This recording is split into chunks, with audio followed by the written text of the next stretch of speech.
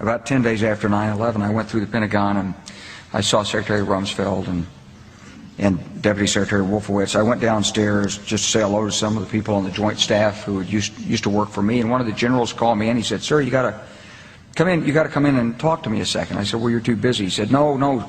He says, "We've made the decision. We're going to war with Iraq."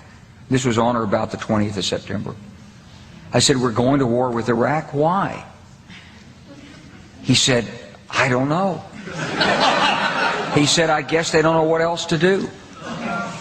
So I said, "Well, did they find some information connecting Saddam to Al-Qaeda?" He said, No. He says, "There's nothing new that way. They just made the decision to go to war with Iraq." He said, "I guess it's like we don't know what to do about terrorists, but we've got a good military and we can take down governments." And he said, "I guess if the only tool you have is a hammer, every problem has to look like a nail." So I came back to see him a few weeks later, and by that time we were bombing in Afghanistan. I said, "Are we still going to war with Iraq?" And he said, "Oh, it's worse than that." He said, he reached over on his desk, he picked up a piece of paper, and he said, I just got this down from upstairs," meaning the Secretary of Defense's office today, and he said, "This is a memo that describes how we're going to take out 7 countries in 5 years, starting with Iraq and then Syria, Lebanon, Libya, Somalia, Sudan, and finishing off Iran."